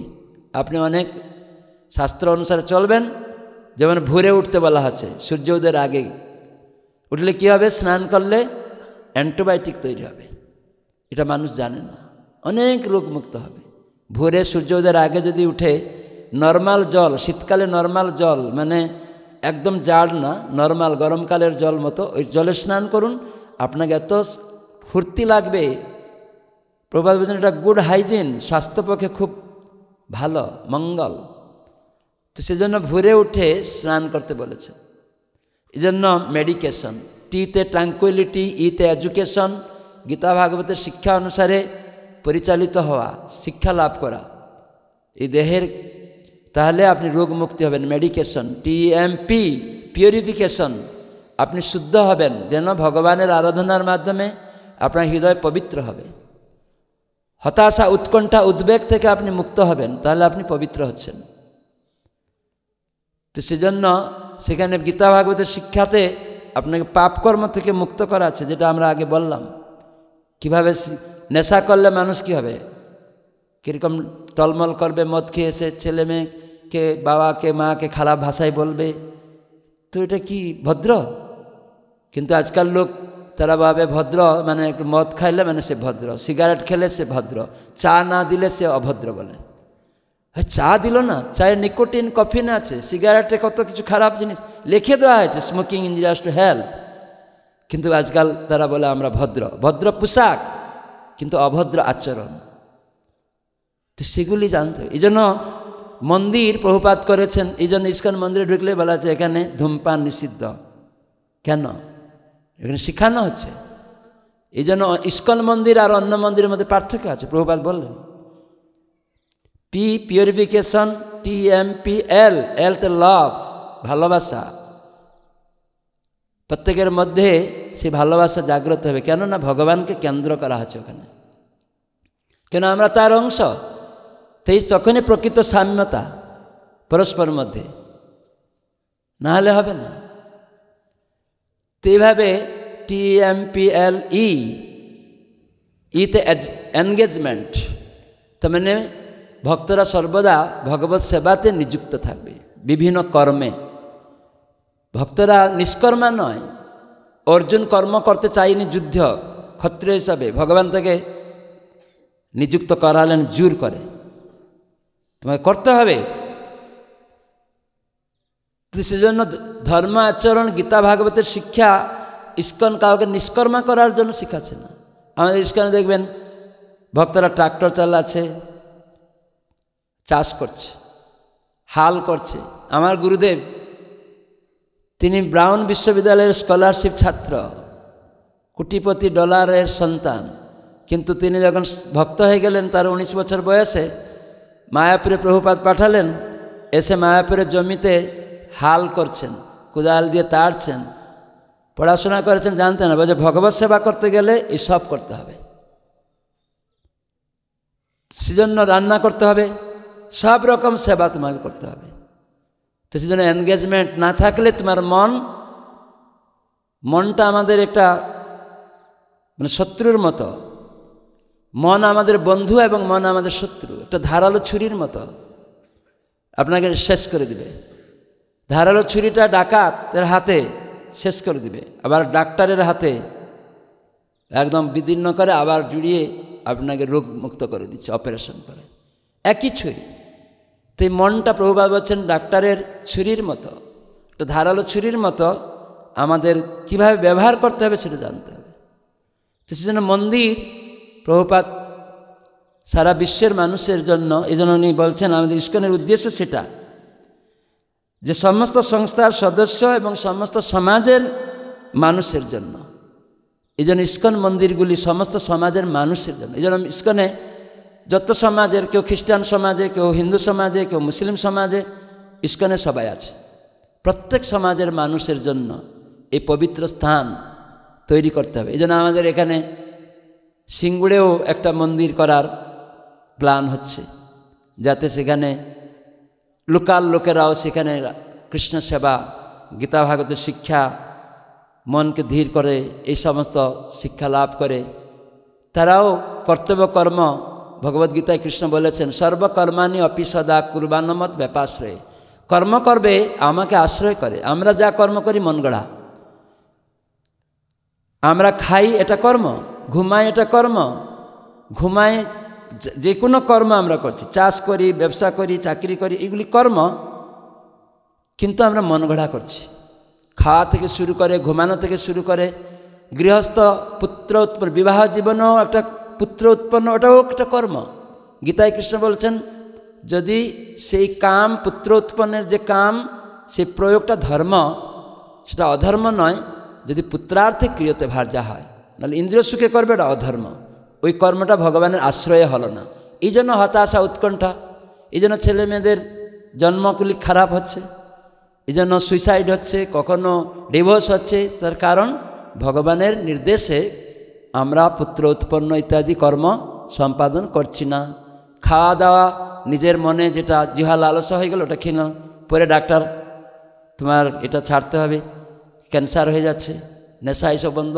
কিন্তু যারা অনেক ডাক্তার এইগুলি বলে, না না মাছ মাংস না খেলে নরশরীর শক্তি থাকবে না, ওটা ব্রিটিশদের কুপরামর্শ। বিলাতি ডাক্তারদের যখন ব্রিটিশ শাসন করছিল, এই কুপরামর্শ দিয়েছিল, নরশরীরের শক্তি থাকবে না।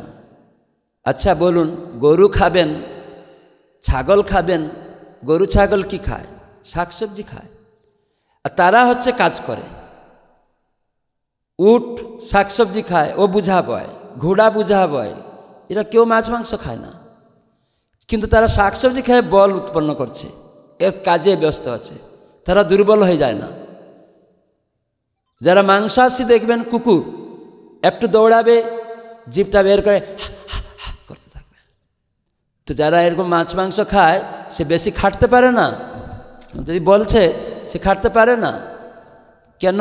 একটু দৌড়ালেই, একটু হাঁপলেই হাঁপিয়ে যায়। এটা যাক বৈজ্ঞানিক ভিত্তিকে তো আপনারা যদি দেখেন, শাস্ত্রীগুলি দেওয়া আছে। এই জন্য ইস্কন মন্দির আর অন্যান্য মন্দিরের মধ্যে পার্থক্য। ইস্কন মন্দির পবিত্রতা আনার জন্য এবং এইসব শিক্ষা দেওয়ার জন্য, এই জন্য এইসব শিক্ষা প্রভুপাদ দিয়েছেন। ইস্কনের উদ্দেশ্য লোক বুঝে না, বলে ইস্কন বিদেশি, এই সেই কত কিছু বলে। কেন না? আমরা যদি এগুলো না বলি, তাহলে আমাদের ছেলেমেয়েরা সব সাধু হয়ে যাবে, তারা মাছ মাংস খাওয়া বন্ধ করে দেবে, আমরা আর মাছ মাংস খেতে পাবো না, ইন্দ্রিয় সুখ করতে পারবো না। এই ভাবনায় আজকাল কিছু রাজনৈতিক নেতারা, কিছু অজ্ঞ জ্ঞানী মানে জ্ঞান আছে কিন্তু দুষ্কৃতকারী। ভগবদ্গীতায় কৃষ্ণ বলছেন দুষ্কৃতি ন, কৃতি মানে মেধা, কিন্তু দুষ্ট কাজে তাদের বুদ্ধি লাগায়। এইরকম ব্যক্তি, তারা ইস্কনকে পছন্দ করে না। অনেক সাধু বেশেও পছন্দ করে না। কেন? ইস্কন এসব শিখাচ্ছে, এগুলো চলবে না, শাস্ত্রীয় সিদ্ধান্ত, মহাজনদের শিক্ষা। এই জন্য অনেক সংস্থার লোকেরাও ইস্কনে বদনাম করবে। কেন? তারা প্রকৃত সাধুর শিক্ষা, যে গীতা ভাগবত শিক্ষাকে আচরণ করে না, ভগবানের শিক্ষাকে মানে না। নিজে মুখে ভগবান বলে, কিন্তু অন্যদিকে মন চঞ্চল। এই জন্য আমাদের সাবধান থাকতে হবে। এই জন্য আমাদের সরল জীবনযাপন, স্বাভাবিক জীবনধারা সম্বন্ধে শিক্ষা পরস্পর মধ্যে যদি দেওয়া হয় এই শিক্ষাগুলি, তাহলে ঐক্যতা আসবে। এই জন্য প্রভুপাদ বলেছেন, এই সব কিছুর জন্য আমাদের গ্রন্থ পত্রিকা প্রকাশ করতে হবে এবং সেটি বিতরণ করতে হবে, যার দ্বারা মানুষের চেতনা এই জ্ঞান লাভ করে উদ্বুদ্ধ হবে। এবং সেই জ্ঞানগুলি পাওয়ার জন্য সাধুসঙ্গ তৈরি করতে হবে। এই জন্য নাম হট্ট সংঘ। তো সেখানে ভগবত তত্ত্ব শিখবে। এই জন্য ভাগবতে যুধিষ্ঠির মহারাজকে নারদ মুনি সুন্দর কথা বলেছেন। শ্রীমদ্ ভাগবত সপ্তম স্কন্ধে সেখানে আদর্শ গৃহস্থ আশ্রম করো, গৃহস্থ আশ্রম বলেছেন, গৃহমেধি আশ্রম না। মেধি মানে হিংসা, গৃহমেধির আশ্রম অনেক লোক করছে। মেধি মানে হিংসা। এখন যারা গৃহস্থ ছেলে মেয়ে পুত্রকন্যা নিয়ে আছে, পরস্পর মধ্যে হিংসা, তাকে বলে গৃহমেধির আশ্রম। তো সেজন্য আমাদের নারদ মুনি আচার্য, উনি আচরণ করেন, প্রচার করেন। তিনি যখন একবার এই যুধিষ্ঠির মহারাজের দরবারে পৌঁছেছেন, যুধিষ্ঠির মহারাজ তখন সারা বিশ্বের রাজা, যুধিষ্ঠির মহারাজ নারদ মুনির কাছে প্রশ্ন করেছেন যে হে নারদ মুনি, আপনি জগতের মঙ্গল কামনা করেন, কিন্তু আমরা জগতে গৃহমূঢ়ধি, মানে জীবনের লক্ষ্য উদ্দেশ্য সম্বন্ধে আমাদের জ্ঞান নেই, দয়া করে সেটা বলুন। যুধিষ্ঠির মহারাজ বিশ্বের রাজা হয়ে আজকাল লোকেরা সাধুর কাছে গিয়ে মন্দিরে গিয়ে কি প্রার্থনা করে, আমার এই পদটা যেন সারা জীবন থাকে, আমি যেন বিশ্বের রাজা সবসময় থাকি, সবসময় যেন আমি প্রধানমন্ত্রী থাকি, সবসময় যেন আমি রাষ্ট্রপতি থাকি, সবসময় যেন আমি মুখ্যমন্ত্রী থাকি, সবসময় যেন আমি ধনী থাকি, সবসময় যেন আমার সুন্দর রূপ থাকে। এটা সবাই এটা চায়। মন্দিরে গিয়ে সাধুদের কাছে গিয়ে বলে আমার মেয়েকে একটা আশীর্বাদ করুন, যেন খুব রাজপুত্রের মতো বর পায়, যেন সুন্দর। আমার একটা ছেলে প্রদান করুন, যেন দুধে ভাতে সারা জীবন থাকে। আমরা যখনই যাই, এখন আমরা সাধু হইনি, সাধুদের সেবা করার জন্য এই পোশাক পরেছি, তাদের কাছে যেতে গেলে এই জন্য আমরা এটা আচরণ করছি, সেজন্য আমরা প্রকৃত সাধুদের আচরণ করতে চেষ্টা করছি। এখনও আমরা সাধু হইনি, কিন্তু আমাদেরকে দেখেই লোক বলে একটু আশীর্বাদ করুন, এইসব প্রার্থনা করে। কিন্তু যে সাধু এইসব আশীর্বাদ করে সে সাধু না, ও ভণ্ড, প্রতারক। এরকম অনেক সাধু তথাস্তু করে দিল। আমার গুরুদেব শ্রী জয়প্রকাশ স্বামী বললেন যে দীক্ষিত ভক্তরা তারা আশীর্বাদ করতে পারে কি না, কৃষ্ণে মতি অস্তু, সবাই কৃষ্ণে মতি হোক, কেন আমি কৃষ্ণের ভুলে গেছি বলে আমার এত কষ্ট। গরিব, ধনী, শিক্ষিত, অশিক্ষিত। ধনী হলেও দুঃখ, ধনী আছে কোটিপতি, কিন্তু খেতে পারে না, স্ত্রীর সাথে পড়ে না, ছেলে মেয়ের সাথে পড়ে না, আত্মীয় স্বজনের সাথে পড়ে না, আবার নানা রোগের দ্বারা আক্রান্ত, সবসময় হসপিটালে, বারবার হসপিটালে যাচ্ছে, সবসময় পাইপ লাগানোই আছে শরীরে, কোটিপতি লোক। আবার দেখা গেল ভিখারি হয়ে গেল। এই সব জিনিস আমাদেরকে মনুষ্য জীবনে বিচার করতে হবে। এই জন্য যুধিষ্ঠির মহারাজ তিনি সত্যিকারে প্রার্থনা করেছেন যে আমাদের সকলের জন্য, যে কিভাবে আমরা জীবনের লক্ষ্য উদ্দেশ্য সম্বন্ধে জানি না, অজ্ঞ, সেইটা আমাদেরকে বলুন। সবাইয়ের জন্য উনি বলছেন, উনি নিজের জন্য বলেননি। রাজা মানে সকলের মঙ্গলের কামনা করবে। এই জন্য যুধিষ্ঠির মহারাজ সারা বিশ্বের রাজা, উনি সকল প্রজার জন্য প্রার্থনা করছেন ঋষির কাছে। কেন সাধু জানে কিসে মঙ্গল হবে সমাজে।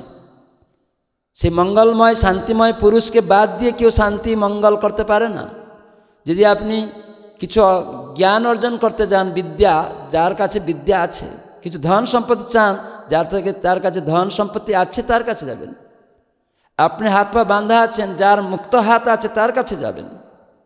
ঠিক সেই রকম শান্তিময় পুরুষ, আনন্দময় পুরুষ, সমস্ত কিছু জ্ঞানময় পুরুষ, তিনি হচ্ছেন গড, আল্লাহ, ভগবান। তাকে বাদ দিয়ে আমরা কিছু করতে পারি না। এই জন্য নারদ মুনি তিনি নারায়ণকে দান করেন, ভগবানকে দান করেন। এই জন্য প্রভুপাদ তার উদ্দেশ্যে লিখেছেন আমাদের ভগবানকে দান করতে হবে, ভগবানের নাম দানের মাধ্যমে আমরা প্রকৃত স্বরূপে অধিষ্ঠিত হব, আমি তার অংশ। এই জন্য প্রসাদ আর ভগবানের নাম ইস্কন থেকে এটি দান করা হয়। আবার ইস্কন ভক্তরা তারাও এরকম ব্যবস্থা করে, যেমন আজকে গোপালবাবু এখানে ব্যবস্থা করে, হরিনাম আমরা করছি, ভগবত কথা শুনছি, আবার লাস্টে প্রসাদ দান। এই দান হচ্ছে সর্বশ্রেষ্ঠ দান। এমনি ভাত ডাল ওটা দান, কেউ খেলো ওইটা জীব হত্যা হলো, ওটা পাপ। কৃষ্ণ গীতায় বলছেন যদি কেউ নিজের জিহ্বা লালসার জন্য রান্না করবে, ওটা পাপ, চুরি করা হবে। সেজন্য যজ্ঞাশিষ্ট সিনসন্ত মুচ্যন্তে সর্বকিল বিষয়। পাপ থেকে মুক্ত হবে যে নিবেদন করে উচ্ছিষ্ট প্রসাদ গ্রহণ করবে, কেন আমি মালিক, আমি ভোক্তা। সেই জন্য যুধিষ্ঠির মহারাজ নারদ মুনির কাছে জানলেন। তো নারদ মুনি আচার্য, উনি শিখালেন। কি শিখালেন?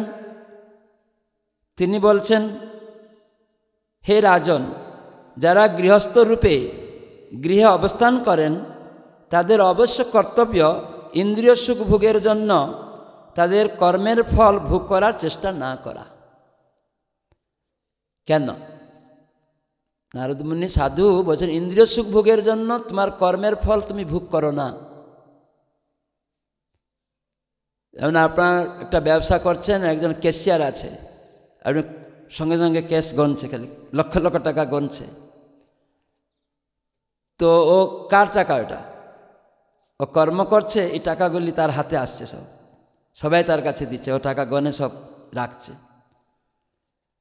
ও যদি ওই টাকাটা একটা নিয়ে চলে যাবে, কি হবে বলুন? থাকতে পারবে? থাকতে পারবে না। ও কর্ম করছে, টাকা গণছে, কিন্তু টাকাটা তার নয়। ব্যাংকে চাকরি করছে ক্যাশিয়ার রূপে, 1 টাকা যদি এপট সেপট হয়ে যাবে, তার মানে এই জন্য সাধুরা জানে, কেননা এই কর্ম করছো এটা তোমার ভোগের জন্য নয়, কেননা এই জগৎটা তোমার নয়, এই মাটিটা তোমার নয়, এই জল টল তোমার নয়, এসব ভগবানের। তার সেবার উদ্দেশ্যে তুমি করো, তাকে নিবেদন করো। যখন চাকর মালিকের জিনিস নিয়ে রান্না করে খাওয়াবে মালিককে, অটোমেটিক্যালি চাকরও অভুক্ত থাকবে না, সেও খাবার পেয়ে যাবে, ওই খাবারই খাবে। হ্যাঁ কি না? মালিকের নির্দেশ অনুসারে যা রান্না করবে, যখন চাকর নিজে খেয়ে নেয়, তাহলে শাস্তি পেতে হবে। মালিকের জিনিস নিয়ে রান্না করলো চাকর, তাহলে কর্মের ফল রান্না হয়ে গেল, ভাত ডাল সবজি হয়ে গেল। যদি চাকর খেয়ে নেয়, মালিকের না দেয়, কী হবে? এগুলি প্র্যাকটিক্যালি উপলব্ধি করুন, চাকরের অবস্থা খারাপ হয়ে যাবে। কিন্তু চাকর যখন মালিকের নির্দেশে রান্না করলো, সেই ফলটা ভাত ডাল বসিয়ে খাওয়াই দিল, তখন চাকর কি অভুক্ত থাকবে? ওই একই জিনিস খাবে। এই জন্য সাধুরা জানে, গীতা ভাগবত এই প্র্যাকটিক্যাল এইসব কথা বলা হয়েছে। এই জন্য নারদ মুনি বলছেন, ভগবান হচ্ছেন ভোক্তা, মালিক, তাই তাকে সব নিবেদন করো। তোমার কর্ম করে তুমি চাকর, তার সেবা করো। ইন্দ্রিয় সুখ ভোগের জন্য কর্মের ফল ভোগ করার চেষ্টা না করে, তাদের জীবিকা নির্বাহের জন্য তারা যা অর্জন করেন, তা সবই বাসুদেব শ্রীকৃষ্ণকে অর্পণ করা, ভগবানের মহান ভক্তদের সঙ্গ করার মাধ্যমে এই জীবনে বাসুদেবকে সন্তুষ্ট করার পন্থা যথাযথভাবে হৃদয়ঙ্গম করা। এই নারদ মুনি যুধিষ্ঠির মহারাজ সহ সমাজের সবাইয়ের জন্য উপদেশ দিলেন। তো ইস্কনের প্রতিষ্ঠাতা আচার্য প্রভুপাদ সারা বিশ্বলোকে এটাই শিখাচ্ছেন। আমাদের ইস্কনে বিশ্বের মধ্যে একজন ধনী লোক আছে, আলফ্রেড ফোর্ড। ফোর্ড গাড়ি আছে, তার মালিক এখন। উনি ইস্কনে দীক্ষিত ভক্ত। অম্বরীশ দাস কোটিপতি, কিন্তু উনি দেখবেন ইস্কনে যে বড় মন্দির হচ্ছে, অর্ধেক টাকা উনি দিচ্ছেন, 250 কোটি টাকা উনি দিবেন, আর 250 কোটি টাকা সারা বিশ্বের লোক ইট দিয়ে 1 স্কোয়ার ফুট করে তারা দিয়ে মন্দিরটাকে করছে, সর্বসাধারণ লোকেরা সব। উনি একা করতে পারেন। প্রভাত বলেন, তুমি একা নয়, তুমি অর্ধেক আর সবাই অর্ধেক। তার মানে তোমার অর্থ।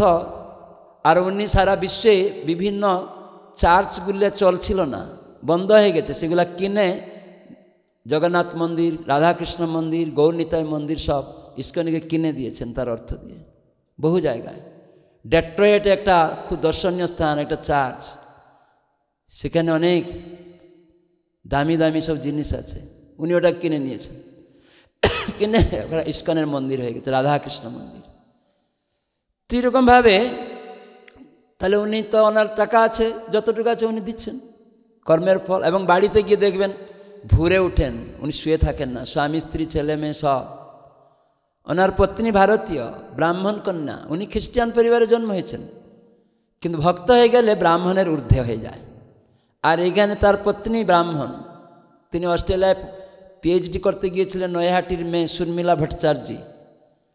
তখন পরে উনি ইস্কনে দীক্ষা নিয়ে, তার নাম হয়েছে সোহা দেবী দাসী। ওই অম্বরীশ দাস ফোর্ড যে মালিক এখন, আলফ্রেড ফোর্ডের পত্নী, তাদের বাড়িতে যেয়ে আপনি দেখবেন তারা ভোরে শুয়ে থাকে না, ভোরে উঠে যায়, যা কিছু রান্না করে ভগবানকে নিবেদন করে খায়। বাড়িতে মন্দির আছে, দেখে আপনি অবাক হয়ে যাবেন। কেন করছে? জানতে পেরেছে যে সব অর্থ ভগবানের।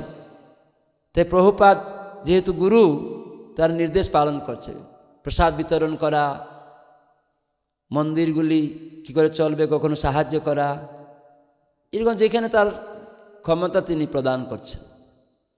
তো ঠিক সেরকম কর্মের ফল, এবং নিজে গৃহস্থ হিসাবে বাড়িতে যা কিছু করছেন সব কর্মের ফল ভগবানকে দিয়েই গ্রহণ করছেন, চাকর হিসাবে।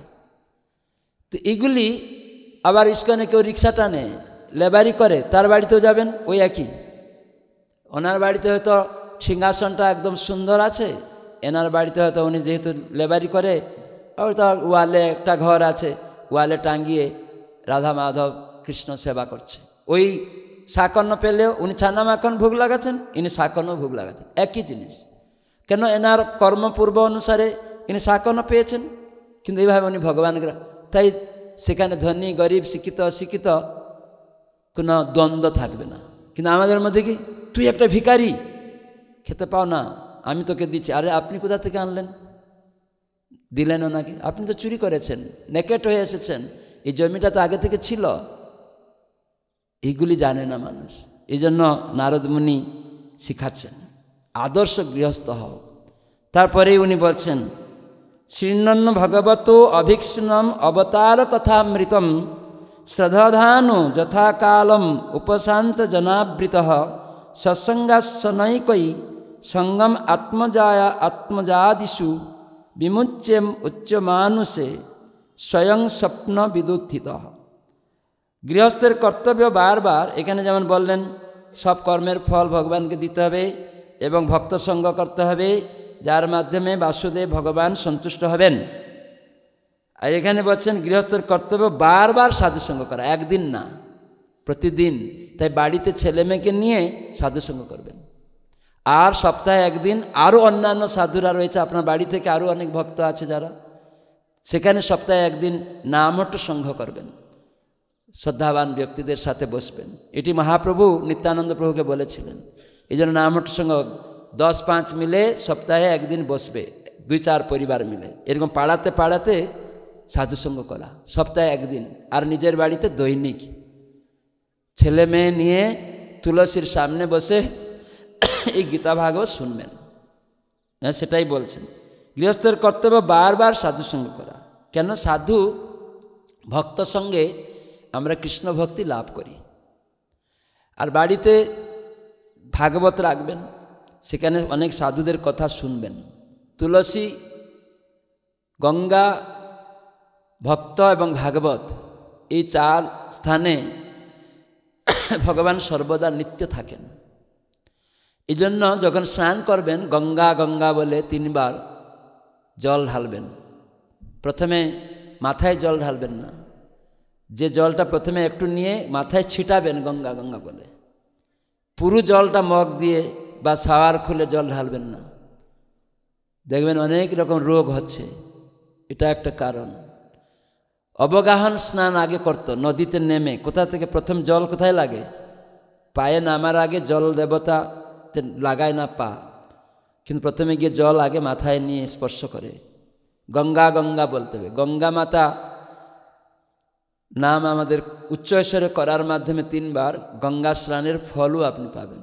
গঙ্গা মাহাত্ম্যে বলা আছে, যত দূরে থাকুন না কেন, কোটি কোটি যোজন দূরে থাকুন গঙ্গা থেকে, কিন্তু গঙ্গা গঙ্গা বলে যে স্নান করবেন, গঙ্গা ফল পেয়ে যাবেন স্নানের। এসব গঙ্গা ভগবানের পাদপদ্ম জল, ধৌত জল। তো এই জন্য তুলসী কৃষ্ণের প্রিয়া, সেখানে ভগবান সর্বদা থাকেন, তিনি সাধু।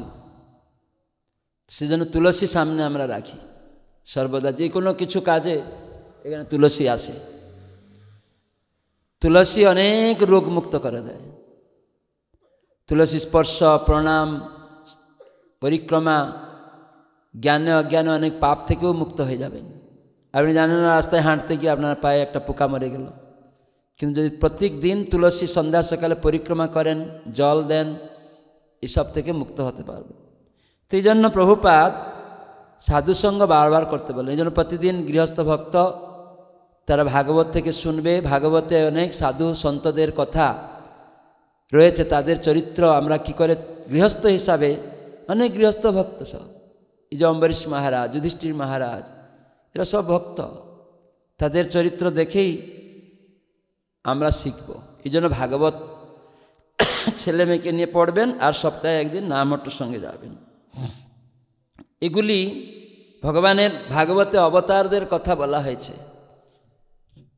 অবতার মানে যে মূল যে ভগবান কৃষ্ণ, তার থেকে অবতরণ হচ্ছে, তাকে বলে অবতার। যাকে তাকে অবতার বললে হবে না। আমি শেষ করে দেবো এখনই। যে শাস্ত্রে থাকবে সে অবতারদের নাম। আজকাল যেমন কলিযুগে অনেক অবতার বলছে নিজেদের, অবতার কখনো বুড়ো হবে না, তার দাড়ি গুপ হবে না, এটা জেনে রাখুন। অবতার যখন আসবে তার মানে গীতা ভাগবত শাস্ত্র লক্ষণ অনুসারে সেটা প্রকাশ হয়। এবং আমি আপনি ভোট দিয়ে বা যাকে তাকে ভগবান অবতার সাজিয়ে দিলাম ওই রকম ভগবান নয়। শাস্ত্র অনুসারে আচার্য মহাজনদের কথা অনুসারে অবতারকে বলতে হবে। আজকাল যারা অবতার বলছে শিবজি তাদের নাম বলেন না, মহাজনরা তাদের নাম বলেননি। শিব, ব্রহ্মা, নারদ, কুমার, যমরাজ, জনকরাজ, ভীষ্মদেব, আজকাল যারা সব তাদের নাম তারা বলেননি। শিবকে যখন জিজ্ঞাসা করেছেন পার্বতী কার আরাধনা করো, উনি বলছেন আরাধনানাং সর্বেশাম বিষ্ণুর আরাধনাং পরম, বিষ্ণু আরাধনা।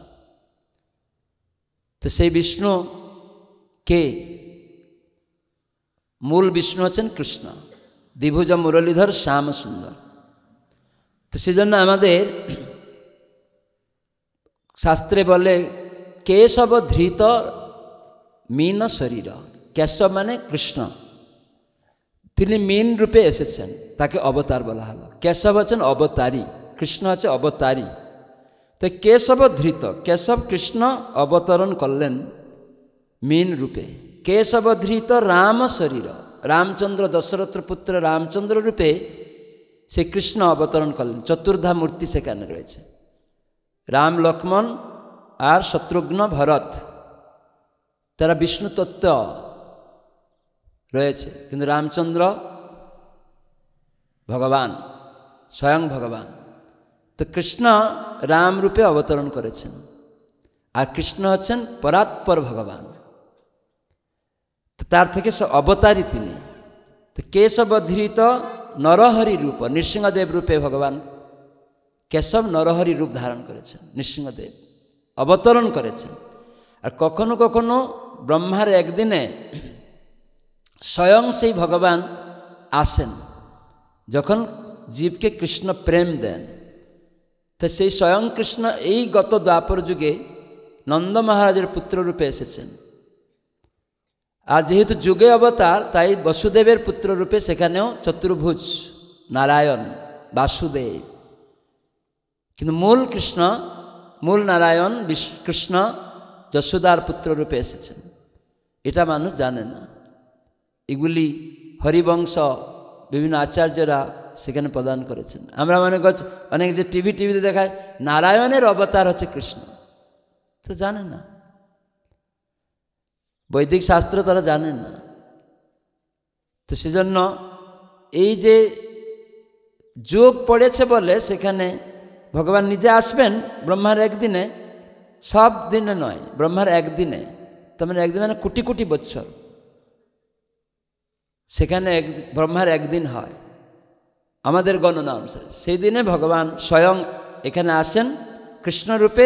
তারপরে যে দ্বাপর যুগের পরে কলিযুগ হবে, তার মানে সমস্ত দ্বাপর যুগের পরে কলিযুগ হয় না। সত্য, দ্বাপর, ত্রেতা, কলি। দ্বাপর মানে 2, ত্রেতা মানে 3, সত্য 1, কলি 4। কিন্তু শাস্ত্র বলা যে দ্বাপরের পরে কলি হবে, তার মানে 2 পরে 4 হয় না। কিন্তু এটা ভগবান হচ্ছেন অঘটন ঘটন পটয়সী। সেটা যখনই ক্রম অনুসারে এরকম ঘুরতে থাকে, সেই সময় দ্বাপর যুগে কৃষ্ণ স্বয়ং আসেন। তারপরে কলিযুগে সেই কৃষ্ণ রাধারানীর ভাব অঙ্গকান্তি নিয়ে গৌরাঙ্গ রূপে কৃষ্ণ নাম বিতরণ করেন। তিনি স্বয়ং অবতারী, প্রেম দান করেন। কেন? প্রেম অবতার দিতে পারে না, মুক্তি দেন। অবতারী কেবল প্রেম দিতে পারেন। তো সেজন্য গৌরাঙ্গ মহাপ্রভুকে প্রেম অবতার বলা হয়, তিনি অবতারী স্বয়ং কৃষ্ণ। তো এইগুলি বৈদিক শাস্ত্রে ভুরি ভুরি তার প্রমাণ আছে। সেজন্য আমাদের মহাপ্রভু শিক্ষা এই কলিযুগে হরিনাম করে, হৃদয়কে মার্জনা করে, গীতা ভাগবত অনুসারে পরিচালিত হলে সর্বকর্ম কৃষ্ণের উদ্দেশ্যে সম্পাদন করতে মহাপ্রভু তাই আচরণ করে শিখিয়েছেন। তাই ইস্কন ভক্তরা মহাপ্রভুর আনুগত্যে এই শিক্ষা প্রচার করছে। হরে কৃষ্ণ কৃষ্ণ কৃষ্ণ হরে হরে, হরে রাম রাম রাম হরে হরে। এটি কীর্তনের দ্বারা আয়না পরিষ্কার হবেন, নিজেকে জানবেন। গীতা ভাগবত পড়ে এই মনুষ্য দেহরূপ যন্ত্রের কর্তব্য অকর্তব্য অপারেটিং করুন, করণীয় অকরণীয় কীভাবে পরিচালনা করবেন এই যন্ত্রকে। এটা বুকস, এ মানে অ্যাসোসিয়েশন, ভক্ত সংঘ করতে বললাম, তুলসী গঙ্গা এইসব দিয়ে, আর নাম হট সংঘ। বি বুকস রিডিং, গীতা ভাগবত শিক্ষা ম্যানুয়াল বুক হিসাবে। ABC chanting the Holi name of Lord, কলিযুগে ভগবান আল্লাহ গডের নাম, হরে কৃষ্ণ মহামন্ত্র, হরে কৃষ্ণ কৃষ্ণ কৃষ্ণ হরে হরে, হরে রাম রাম রাম হরে। এটা জপ এবং কীর্তন, হৃদয় আয়না পরিষ্কার, নিজেকে জানা এবং কর্তব্য কর্ম সম্পাদন করা। ABC ডি ডায়েট, খাদ্য। তাই কৃষ্ণ বলেছেন এই শাক সবজি আমাকে নিবেদন করে খাবে, তাহলে ওই হত্যা পাপ নয়, ওর মঙ্গল হবে। তো সেজন্য ডি ডায়েট, খাদ্য, আর এক্সটেসি। তখন এই চারটি জিনিস করলে ABCD ভগবানকে কেন্দ্র করে, তাহলে আপনার আনন্দ যে চাইছি নিত্য আনন্দ হবে, আত্মার আনন্দ, সেটাই মানুষ চায়। কিন্তু আমরা চুলকানি আনন্দ পাচ্ছি, কেননা জড় ইন্দ্রিয়ের সুখ মানে চুলকানি আনন্দ। আজকে সুন্দর স্ত্রী থাকবে, কালকে থাকবে না, সেটা চুলকানির মতো আনন্দ হবে। আবার ওই স্ত্রী আপনাকে ঝাঁটা মারবে, আপনার নামে কেস করে দিল, ডিভোর্স দিতে হবে, 35 লাখ টাকা লাগবে। আপনি ভালোবাসা বিয়ে করে নিয়েছেন, তাহলে আপনি নিজের করে নিলেন, কি হলো? আমরা গিয়েছি একটা জায়গায় কয়েকদিন আগে, বলছে মহারাজ কি দুঃখ। কেন আপনার কি দুঃখ? আপনি তো বিবাহ করেছেন, সুন্দর স্ত্রী আছে, আপনি তো চেয়েছিলেন। বলছেন না আমি ভুল করে ফেলেছি, আমি না জেনে ভালোবেসে ফেলেছি, আর আমার ডিভোর্স করে দিয়েছে, 35 লাখ টাকা কোর্টে দিতেই হবে। আমার কিছুই নেই, এখন কোথা থেকে আনবো জানি না, ঘর বাড়ি সব বিক্রি করতে হবে। এরকমই হবে। তো সেজন্য সাবধান, এই জন্য বিচার করে চিত্তে জানবেন। নিজে মন গড়া করলে এরকম অবস্থা হবে। সেজন্য আগে দেখবেন ডিভোর্স ছিল না। আগে ডিভোর্স ছিল, করে শোনেনি আগেকার সব, তারা এখনও আছে। আমরা যদি আগেকার মানুষের কথা শুনি, 50 বছর আগের সমস্ত, আর এখন দেখুন। তো এই জন্য আমাদের অনুরোধ, প্রকৃত ধর্ম আচরণে আনন্দ হবে। তার মানে যেসব সাধু সন্থ গীতা ভাগবতের দ্বারা পরিচালিত হচ্ছেন, তাই প্রভুপাদ ইস্কনের প্রতিষ্ঠাতা, তিনি সারা বিশ্বের লোককে এইসব শিখিয়েছেন ইস্কনের মাধ্যমে। তাই আপনারা আসুন, গীতা ভাগবত এখানে রয়েছে, সংগ্রহ করুন, আর জপমালা নিয়ে অভ্যাস করুন। যা করছেন করুন, কিন্তু একটু শিক্ষা গ্রহণ করুন। আর জপ নিয়ে হরিনাম করে চেতনাকে মার্জিত করতে অভ্যাস করুন। 1 মালা 2 মালা 5-10 মিনিট ছেলে মেয়েকে নিয়ে গীতা থেকে একটু পড়ুন। যেখানে সুযোগ পাবেন, প্রসাদ পাওয়া যাচ্ছে, একটু প্রসাদ দাও। আমার বাড়িতে তো করতে পারিনি, সেখানে সাধুসঙ্গ হচ্ছে, যাবেন সপ্তাহে 1 দিন, এই করুন, দেখবেন আপনার জীবন সার্থক হবে। এবং আপনিও যখন এটা আনন্দ পাবেন, অন্যকে এটা শিখান, তাহলে তারও জীবন ধন্য হবে। হরে কৃষ্ণ। ধন্যবাদ সবাইকে। সবাই হাত তুলুন, যাদের হাত আছে, বলুন হরে কৃষ্ণ কৃষ্ণ কৃষ্ণ হরে হরে, হরে রাম রাম রাম হরে হরে। বাঞ্ছাকল্পতরুভ্যশ্চ কৃপা সিন্ধুভ্যশ্চ পতিতানাং পাবনেভ্यो বৈষ্ণবেভ্यो নমঃ।